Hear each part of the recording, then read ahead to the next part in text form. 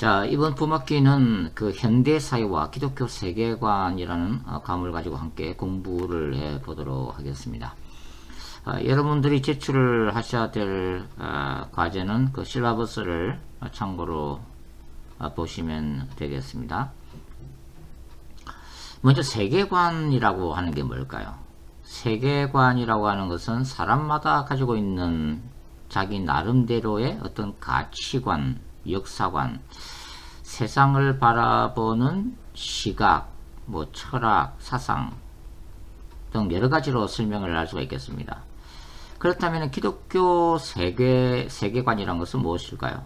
그것은 세상을 바라보는 기독교적인 시각, 성경적인 그 신학과 성경적인 가치를 가지고 세상을 바라보는 어떤 창문에 해당된다고 볼 수가 있죠. 그러니까 크리스찬들은 기독교 세계관이라고 하는 렌즈 또는 창문을 통해서 세상을 바라보는 것입니다. 인간이 행동할 때는 자신이 무엇을 추구하는가, 어떤 생각을 하고 있는가에 대해서 따라서 그 행동이 결정되게 마련이죠. 그래서 기독교 세계관이 굉장히 중요합니다. 결국은 기독교 세계관이라는 것은 성경에서 나온 거죠. 그러니까 우리가 성경의 그 진리들을 올바르게 정립하고 탐구하고 연구하고 우리의 삶에 적용하는 노력들이 계속해서 필요하다고 할 수가 있습니다.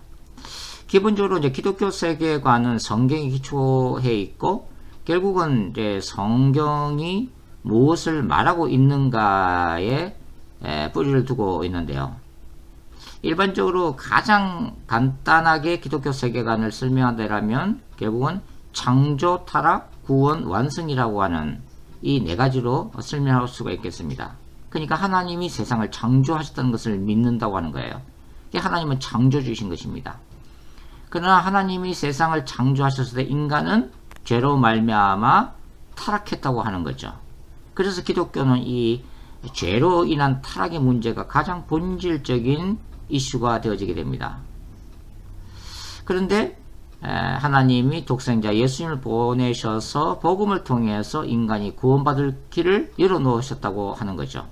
그리고 이러한 인간의 구원은 예수님이 다시 오실 때, 즉 예수님이 재림하실 때에 그 구원이 완성된다고 보는 것입니다. 그래서 이 창조, 타락, 구원, 완성은 기독교 세계관을 형성하는 가장 본질적이고 기초가 되는 개념이라고 할 수가 있습니다. 그 다음에 이제 제가 강조하는 것은 뭐냐면 이 기독교 세계관의 이 파운데이션은 또 다른 의미로 하나님 나라와 사탄의 나라와의 끊임없는 투쟁이라는 것을 이해할 때에 진정한 기독교 세계관을 가질 수 있다고 저는 믿습니다. 결국은 이제 세계관이라고 하는 표현을 사용해서 설명을 하자면은 크리스찬들이 추구하는 이 기독교 세계관과 그 다음에 불신자들이 소유하고 있는 이 비기독교 세계관 사이에서의 바로 스피리추얼 워페어라고 말씀을 드릴 수가 있습니다. 영적 전쟁이라고 하는 거예요. 자, 이 개념이 굉장히 강한 어떤 챌린지로 와닿을 수도 있지만 사실은 그것이 본질입니다. 제가 앞으로 이제 강의를 진행하면서 더 구체적으로 말씀드리겠지만 바로 이 두 세계관 사이에서 치열한 투쟁과 갈등과 영적 전쟁이 일어나고 있습니다. 왜냐하면 기독교 세계관이라는 것은 눈에 보이는 현실 세계와 눈에 보이지 않은 영의 세계를 다 아우르고 있기 때문이죠. 그래서 영의 세계의 본질을 알게 되면 바로 이것이 하나님의 나라와 사탄의 나라와의 그 사이에서 예수님이 재림할 때까지 끊임없이 어떤 전쟁이 일어나고 있다는 것을 이해를 하게 됩니다. 자, 우리가 공부하는 이번 학기의 과목의 그 방향은 대략적으로 이렇게 말씀을 드릴 수가 있습니다. 첫 번째는 우리 기독교가 직면하고 있는 어떤 위기 상황을 좀 살펴보고, 그 다음에 현대 사회가 추구하고 있는 어떤 가치, 세계관을 또 이해를 하고, 또 도래하는 인공지능 시대 속에서 크리스천들은 어떤 기독교 세계관을 가지고 세상을 바라봐야 하는가 하는 문제들을 뭐 여러 가지 측면에서 검토를 해 볼 텐데요. 먼저는 이거 신앙과 그 합리적인 이성의 문제를 한번 생각을 해 보겠습니다. 그래서 첫 번째로 이제 우리가 생각해야 될 주제가 고고학으로 성경을 증명할 수 있겠는가. 결국은 이제 성경의 진리를 다시 한번 확고히 하고, 그 다음에 그 성경의 진리 위에서 기독교 세계관을 우리가 재정립하기 위해서 이런 문제를 한번 생각을 해봐야 한다는 거죠. 사실 이 기독교의 진리 또는 성경을 비판하는 그 사람들은 고고학적으로 성경이 얘기하는, 특별히 이제 뭐 구약의 그 출애굽의 역사나 가나안 정복 전쟁에 대해서 이것이 역사적인 사실이 아니다라고 비판을 하고 있습니다.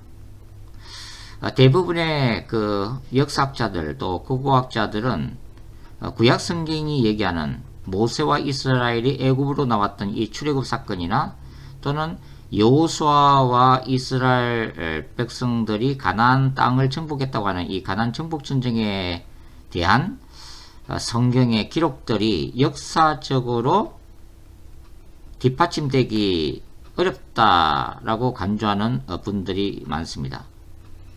그래서 역사적으로 없었던 이 출애굽과 가나안 정복 전쟁을 구약 성경이 기록한 것은 역사적으로는 없었던 사건이지만 이러한 기록들이 후대에 그 이스라엘이 그 하나님 앞에서 신앙을 고백하는 어떤 신앙 고백서로 보고 있다고 하는 거죠. 그러니까 세속적 고고학자들은 소규모 그 인구가 이집트에서 나와서 가나안 땅에 전쟁이 아니라 자연스럽게 정착했다고 보는 것입니다. 이렇게 보는 이유가 뭘까요? 자, 성경에는, 구약 성경에는 모세와 이스라엘 백성들이 장정만 뭐 60만 명이 나왔으니까 대략적으로 뭐 애들까지 다 합치면 여자 노인 다 합치면은 뭐 200만 명으로 추산되는데, 이 200만 명이나 되는 엄청난 규모의 그 이집트 노예살이 했던 이스라엘 백성들이 출애굽을 했다는 어떤 문헌이나 또 고고학적인 유적이 없다고 보기 때문이라고 하는 거죠. 그래서 결국은 이 이집트를 나온 소수의 이스라엘 사람들과 그 다음에 가나안 출신의 농민청이 그 가나안 땅에 평화적으로 정착을 했다고 보고 있다고 하는 거죠. 또 다른 학자들은 소위 농민혁명설을 내세우고 있는데요. 이 이론은 뭐냐면, 이스라엘 사람들은 출애굽한 사람들이 아니라 원래 가나안 족속 출신이라고 보는 것입니다. 그래서 이 가나안 족속 출신이고 하청무인이었는데 이들이 그들을 지배하는 지배계층에 대해서 반란을 일으켰다고 보는 거예요. 그래서 가나안 땅에 정착했다고 보는 거죠. 이게 농민혁명설이라고 부릅니다. 그러나 이 성경을 하나님의 말씀으로 진리로 믿는 보수적인 고고학자들은 여전히 그 중간 청동기 시대에 가나안 지역이 여호수아가 이끄는 그 가나안 정복 전쟁에 의해서 정복되었다는 것을 지지를 하고 있습니다.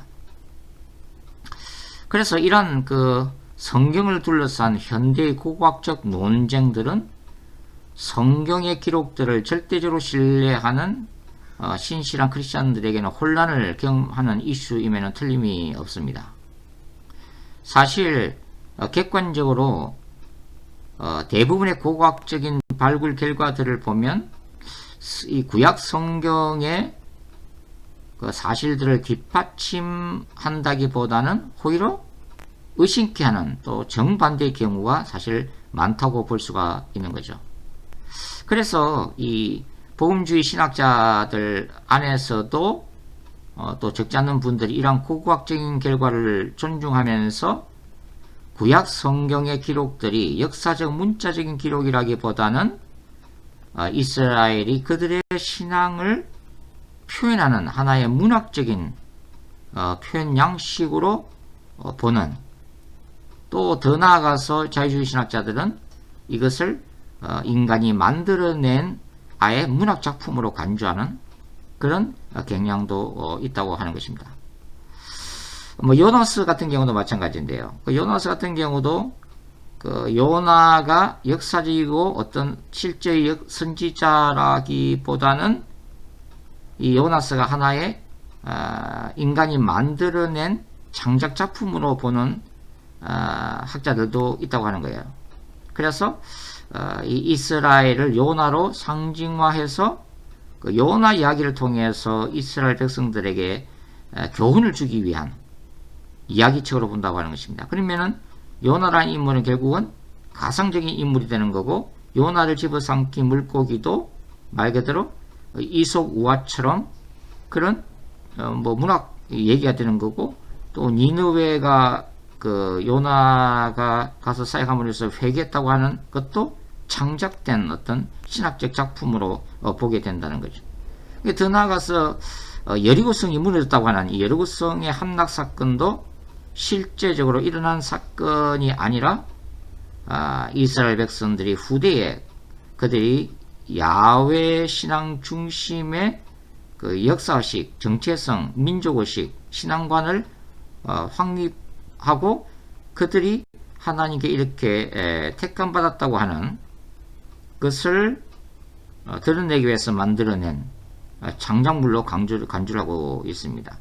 그러니까 우리나라 치면은 무슨 당군 신화와 같은 그런 걸로 본다고 하는 거죠.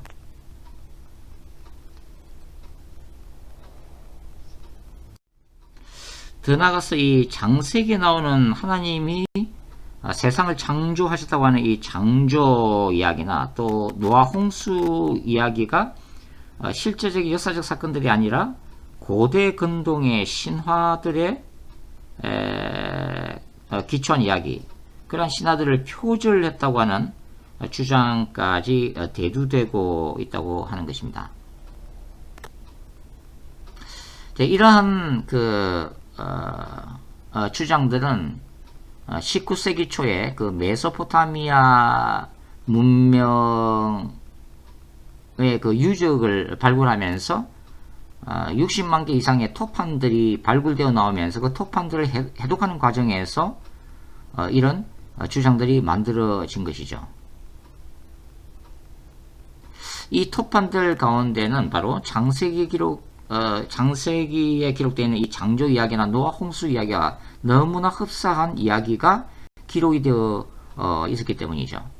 더군다나 이런 수메르 고대 바벨론 문명은 사실 구약 성경이 기록된 시점보다 적어도 500년, 600년 전에 문명으로 보기 때문에 결론적으로는 후대에 기록되었던 이 성경이 바로 이 수메르 고대 바벨론의 문헌들을 모방해서 표절했다고 보는 것이죠.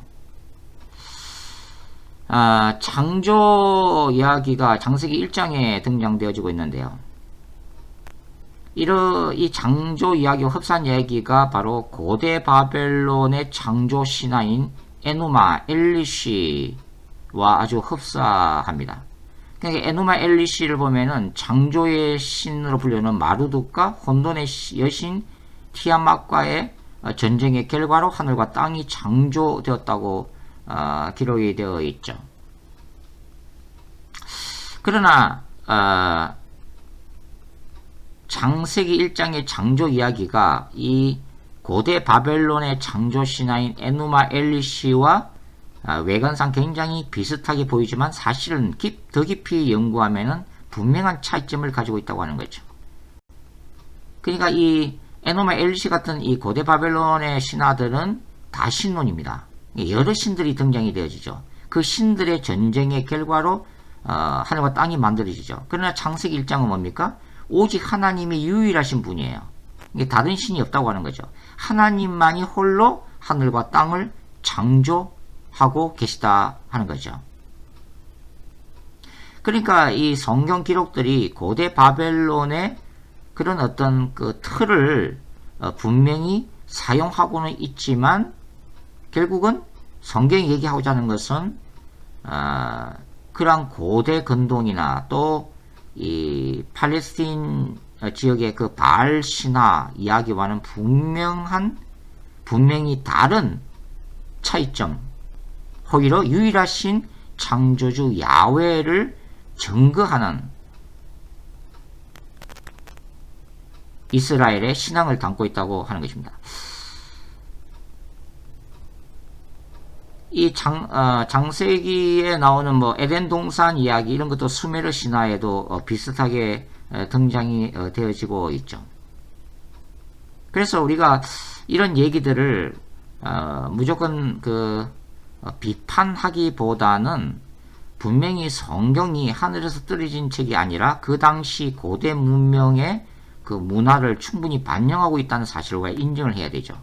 그러나 성경은 그냥 고대 근동의 틀을 문화를 반영하면서도 분명하게 차별을 두고 있고 역설적으로 기독교 이 성경만의 진리를 증거를 하고 있다고 하는 것입니다. 그러니까 유사하지만 그 차별성이 더욱더 뚜렷하다는 얘기고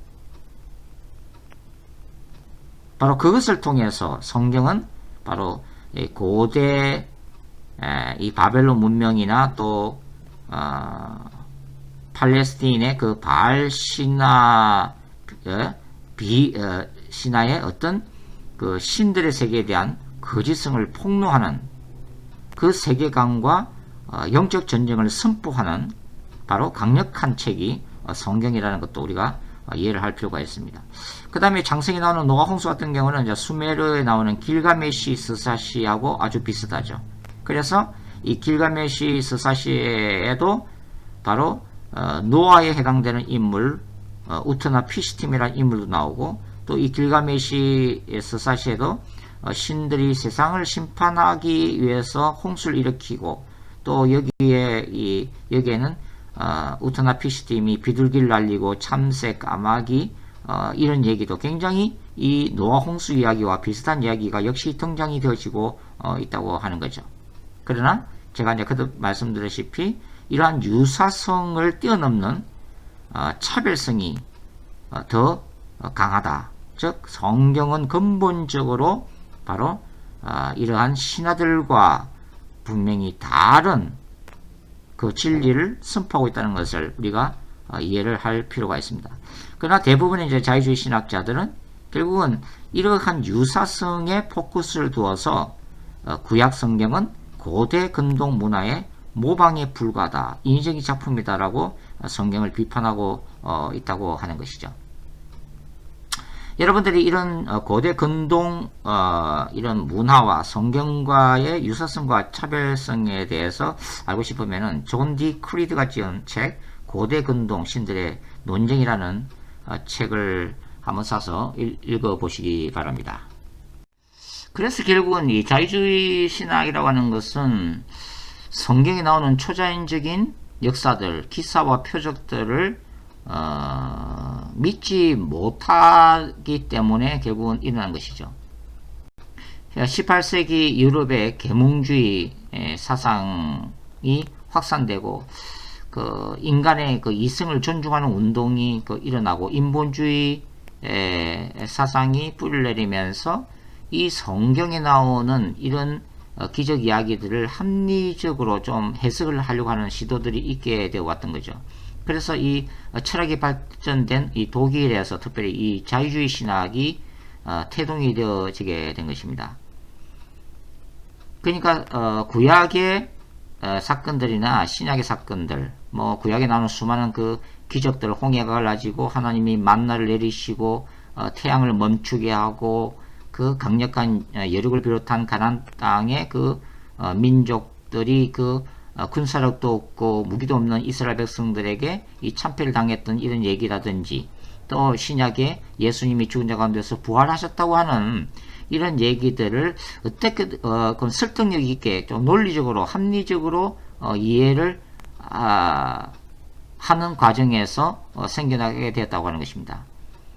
그래서 이 자유주의 신학의 가르침은 결국은 기적들을 받아들이기 힘든 현대인들에게, 무신론자, 특히 무신론자들에게 또 설득력을 얻고 있다고 하는 거죠. 또 교회 안에서도 이러한 그 주장들이 힘을 얻으면서 성경을 그 절대적인 진리로 믿는 보수 신앙을 가지고 있는 많은 신자들의 그 신앙까지도 무너뜨리면서 그들을 해이론자 내지는 진리는 알 수 없다라고 믿는 불가지론자로 만들어가고 있다고 하는 것입니다. 그러나 우리의 신앙이 역사적으로 일어나지 않는 사건들에 기초할 수는 없다 하는 것이 제 생각입니다. 그러니까 역사적으로 출애굽 사건이나 가나안 정복 전쟁이 없었는데 그 바탕 위에서 구원의 하나님을 고백하고 노래할 수 없다는 의미죠. 하나님이 사실 천지를 창조한 사실이나 홍해 사건, 만나와 메추라기 사건, 또 반석에서 물이 나온 사건, 불기둥과 구름기둥, 요단강이 갈라지고 여리고성이 무너진 사건들은 결국 과학적인 증거나 고고학적 발굴에 의해서 입증될 수 있는 사건들이 아니라고 하는 것입니다. 근본적으로 신앙에 의해서 믿어지는 사건들이란 말씀이죠. 물론 구약 성경이 하나님의 말씀인 동시에 인간의 작품이라는 사실 자체를 부인할 수는 없습니다. 하나님이 연약하고 부족한 성경 기자들을 사용하셨다고 하는 거예요. 그리고 그 저자들이 가지고 있는 그 삶의 경험과 신학들을 사용하시고 그 시대의 문화와 문학 양식을 사용하셔서 이 성경을 읽어야만 했던 그 당시의 공동체에게 들려주시고자 하는 메시지가 오늘날 우리가 읽는 성경으로 기록되고 편집되었다는 것을 부인할 수는 없다는 의미입니다.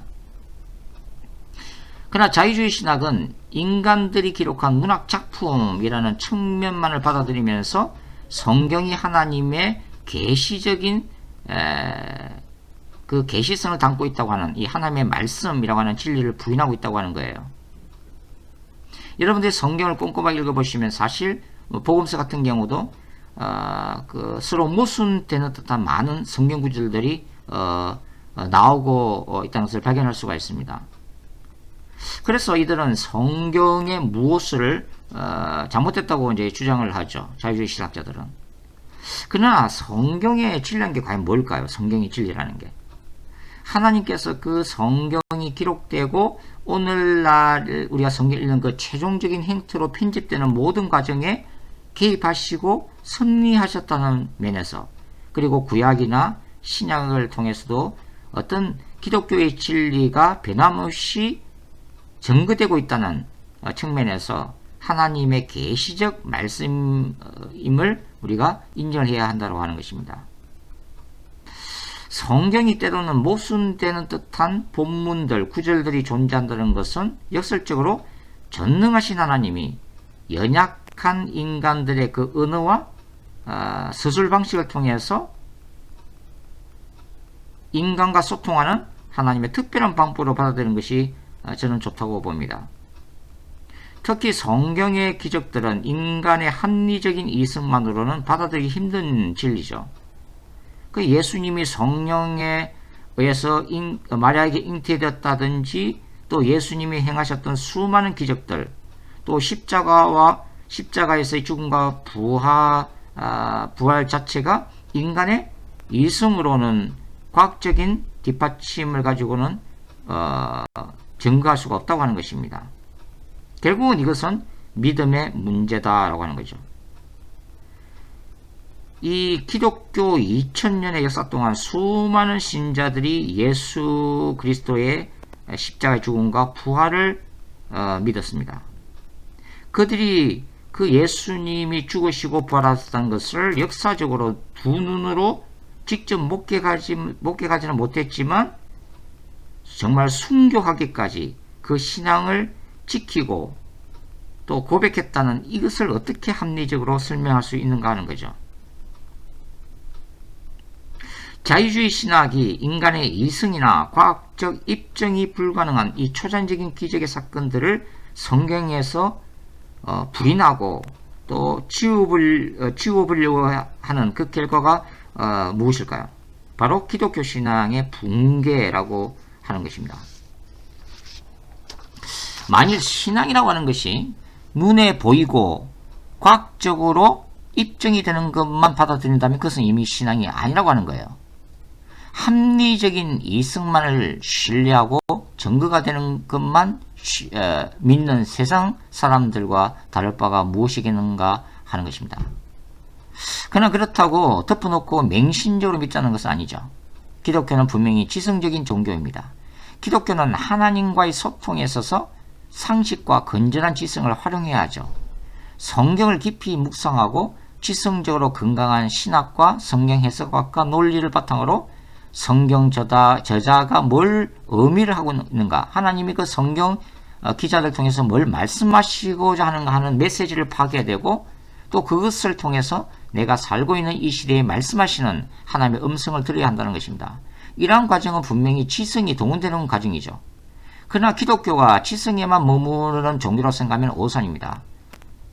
기독교는 지성적인 종교이면서 동시에 초지성적인 종교라는 거예요.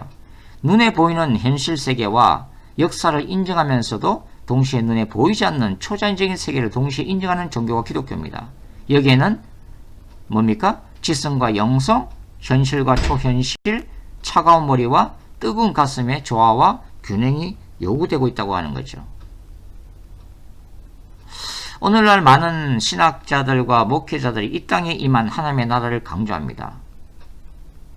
신자들이 죽어서 가는 천국만 강조하지 이 땅에 이미 임한 천국, 그리고 이 땅에서 만들어가야 할 주님의 나라는 무관심하다고 목소리를 높이고 있습니다. 물론 맞는 말입니다. 그러나 제가 보기에는 정반대라고 생각이 든다고 하는 거예요. 그러니까 오늘날의 신자들은 초대 교회의 성도들이 추구했던 그 주여 어서 오시옵소서, 주님의 재림을 기다리는 그 마라나타라고 하는 임박한 종말론을 잊어버렸다는 생각입니다. 눈에 보이는 현실 세계에만 매달린 나머지 죽음 넘어 저 영원한 천국에 대한 기대와 소망을 과연 가지고 있는가 하는 거예요.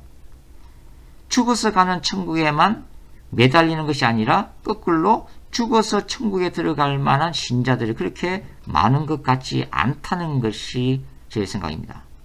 정말 영원한 천국에 대한 소망이 있다면, 그리고 성경적인 종말론에 바로 서 있다면 사도 바울처럼 오늘의 삶 속에서의 고난과 능히 비교할 수 없는 영광스러운 미래의 부활과 천국의 소망 때문에 이 땅에서 인내하며 천국에 들어갈 신자로서 합당한 그런 종말론적인 삶을 살아내야 되지 않겠는가 하는 생각입니다.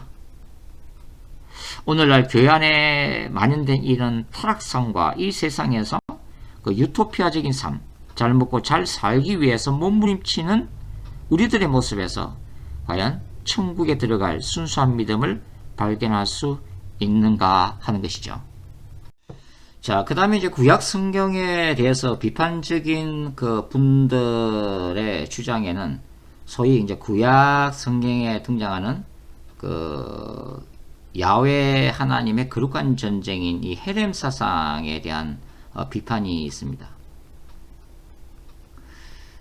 그 헤렘 사상이라는 것은 말 그대로 진멸하는 것을 말하는 거죠. 그래서 이 구약에 나오는 하나님은 한마디로 잔인한 하나님이다. 신약에 나오는 사랑의 하나님과는 전혀 다른 모습이다 라고 이제 비판을 하고 있습니다. 성경에 한번 찾아보면은 신명기 7장 1절과 2절을 제가 한번 읽어 드릴게요. 구약 성경 이 헤렘에 대해서 이렇게 얘기하고 있습니다. 내 하나님 여호와께서 너를 인도하사 내가서 차지할 땅으로 들이시고 내 앞에서 여러 민족 헷 족속과 기르가스 족속과 아모리 족속과 가나안 족속과 브리스 족속과 히위 족속과 여부스 족속 곧 너보다 많고 힘이 센 7 족속을 쫓아내실 때에 내 하나님 여호와께서 그들을 내게 넘겨 내게 치게 하시리니 그때 너는 그들을 진멸할 것이니라. 이 가나안 정복을 앞둔 이스라엘 백성들에게 하나님의 명령이 내려지죠. 그것은 가나안 족속을 진멸하라는 것입니다. 히브리어 헤렘이라고 부르는데요. 그래서 여호수아는 가나안 땅을 정복할 때 벌어진 첫 전투에서 여리고성 사람들을 상대로 조직적인 학살을 감행합니다. 남녀노소는 물론이고 가축까지도 다 진멸을 하고 있는 모습을 우리가 찾아볼 수 있죠.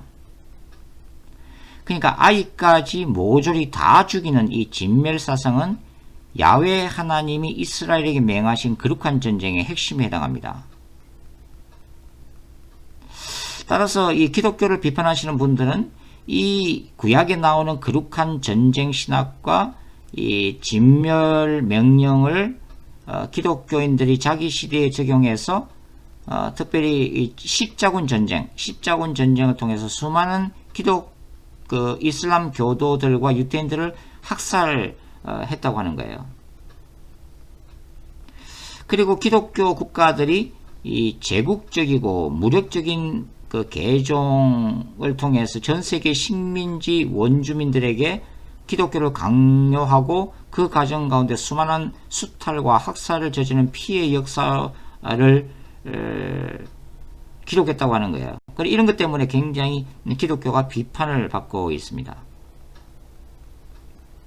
그러니까 구약 성경을 공격한 이들은 이 하나님이 행하신 이 진멸 전쟁의 일종의 팔레스틴 가나안 땅의 가나안 족속들을 쓸어버리는 일종의 인종 청수로 보고 있다고 하는 것입니다.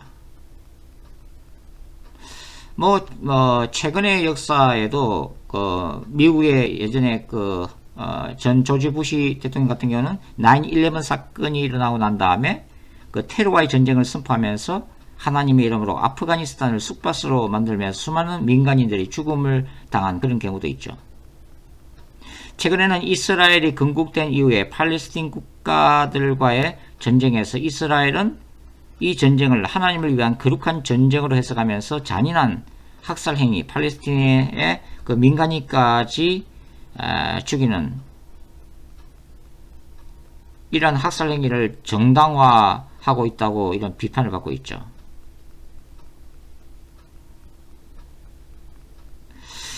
오늘날 전 세계의 크리스찬들이 이스라엘 국가가 회복되는 것이야말로 이 그리스도의 재림을 앞당기는 가장 중요한 이슈라고 믿고 이 마지막 때의 예루살렘과 이스라엘을 위해서 기도하는 것뿐만 아니라 이스라엘이 팔레스틴 난민들을 대상으로 저지르는 이 테러 행위를 성경에 나오는 약속의 땅에 대한 하나님의 거룩한 전쟁으로 생각하기도 합니다. 이거는 분명한 오류죠. 과연 우리가 이제 생각해 봐야 될 게 뭐냐면 구약의 하나님은 잔인한 하나님인가 하는 것입니다. 그리고 거룩한 전쟁과 진멸이 하나님의 이름으로 일어나는 이 테러 행위와 물리적인 전쟁을 합리화하는가 하는 것입니다. 결코 그렇지 않습니다. 자, 먼저 구약에 나오는 이 하나님이 잔인한 하나님인가 하는 것을 한번 생각을 해볼 필요가 있죠. 이 기독교를 공격하시는 분들은 이 노아의 홍수 사건 같은 경우도 하나님이 사랑의 하나님이라면 과연 노아 가족들만을 살리기 위해서 전 인류를 물로서 심판할 수 있는가 하는 것을 묻고 있습니다. 그러나 우리가 사실은 성경을 꼼꼼히 읽어보면 하나님은 죄로 물든 인류를 심판하기 위해서 어떻게 하셨어요? 최소한 120년의 세월을 기다리신 분입니다. 창세기 보면은 그 당시 가장 오래 살았던 사람이 누구죠? 바로 머두셀라입니다. 머두셀라. 이 머두셀라는 969세까지 살았는데요. 이 머두셀라 이름이 뜻이 뭐죠? 그가 죽을 때 심판이 온다라는 뜻을 가지고 있습니다. 그러니까 머두셀라는 그의 이름이 불려질 때마다 죽으면 심판이 온다고 하는 경고를 이미 그 당시 사람들이 듣고 있었다고 하는 거죠. 그러니까 머두셀라라고 하는 이름은 타락한 세상에 선포되는 예언자적인 메시지였던 것입니다. 존 모리스라고 하는 분이 머두셀라는 어떻게 죽었을까라고 하는 글을 통해서 머두셀라가 그토록 세상에서 가장 오래 살아 있었다고 하는 것은 바로 여호와의 인내였다고 얘기를 하죠. 그러니까 하나님은 그 당시에 타락한 세상 속에서 단 한 사람의 영혼이라도 더 구원하시기 위해서 머두셀라를 이 땅에서 가장 오래도록 생존케 하셨다 하는 것입니다. 머두셀라 이름 자체가 종말을 경고하고 하나님께로 회개하고 돌아오라는 예언자적인 메시지였다고 하는 거죠. 야훼의 거룩한 전쟁과 진멸사상도 마찬가지입니다. 창세기 15장을 읽어보시면 하나님은 아브라함이 뭐라고 말씀하세요?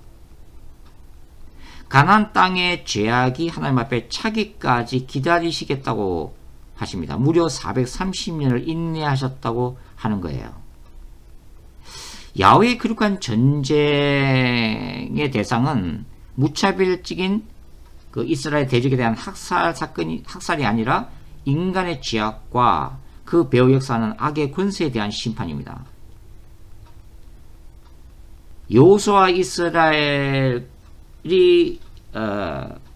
주도했던 이 거룩한 전쟁, 가나안 정복 전쟁에서 아이까지 죽이는 이 전쟁은 사실 도덕적이고 윤리적인 차원에서 보면 신자들도 이해하기 어려운 고통스러운 당혹스러운 이슈임에는 틀림이 없습니다. 우리가 하나님을 배노하려는 차원에서가 아니라 거룩한 전쟁의 본질에 있어서 하나님은 죄악에 대해서 반드시 심판하시는 거룩한 하나님이시고 동시에 궁극적인 심판의 때까지 오랜 세월을 인내하시는 하나님이다 하는 것이 구약 성경이 증거하고자 하는 하나님의 속성입니다. 모세오경을 읽어보시면 레위기 19장이나 신명기 24장이나 읽어보시면 약자 보호법이 나와요. 그것은 고아와 가부와 나그네를 보호하도록 규정을 하고 있습니다. 이것은 가난하고 억압적인 가난한 사람들이 그 억압적인 사회 구조 속에서 고통당하는 것을 방지하고자 했던 바로 하나님의 율법이죠. 구약적 거룩한 전쟁이 이스라엘의 대적에게만 해당되는 것이 아닙니다. 여기에는 하나님의 백성으로 선택받은 이스라엘도 예외가 아니에요. 그 이스라엘 백성들이 죄를 지으면 하나님 어떻게 하세요? 이스라엘을 심판하십니다. 누구를 통해서요? 주변 국가들을 통해서 심판하시죠. 그것이 바로 북왕국 이스라엘이 아수르에서 멸망되었던 사건이고 또 바벨론에서 남유다 예루살렘이 멸망되었던 사건이죠. 그러니까 가나안 정복 전쟁은 이스라엘이 그 영토를 확장하고자 시도하는 그 무차별적인 제국주의적 정복 전쟁이 결코 아닙니다. 야훼의 거룩한 전쟁은 경계가 정해져 있었어요. 그러니까 젖과 꿀이 흐르는 가나안 땅으로 그 영역이 이미 정해져 있었고 또 그 외의 지역에 대해서는 무차별적인 진멸이 아니라 전쟁을 하기 전에 먼저 평화를 제의하는 단계가 있었다고 하는 거죠. 신명기 20장 10절부터 14절에 기록되어 있습니다. 결국은 가나안 정복 전쟁을 통한 진멸은 하나님이 죄를 얼마나 심각하게 취급하시는가에 대한 그 종말론적인 심판의 그 심각함을 드러내주고 있습니다. 구약에서는 물리적인 이 거룩한 전쟁 개념이 신약으로 오면 어떻게 바뀌어요? 바로 죄 자체에 대한 그리고 사탄의 권세에 대한 영적 전쟁의 개념으로 바뀌게 됩니다. 그러니까 오늘날 하나님의 이름으로 행해지는 어떠한 무력적인 전쟁도 부당한 것이죠. 크리스찬들은 이웃에 대해서는 평화를, 죄와 악에 대해서는 영적 전쟁을 선포해야 한다는 것입니다. 그것이 거룩한 전쟁의 참된 의미라고 할 수가 있죠. 오늘날 기독교는 일종의 위기 앞에 서 있다고 할 수가 있습니다. 교회의 타락상과 또 교회의 세속화 현상, 또 사회 속에서 인정받지 못하는 더 반기독교 정서가 확산되고 있죠. 기독교가 믿는 그 정통적인 교리마저 이제는 종교다원주의 사회 속에서 배타적인 것으로 비판을 받고 있습니다. 교회의 양적 성장은 멈추었죠. 오히려 감소 추세에 있습니다.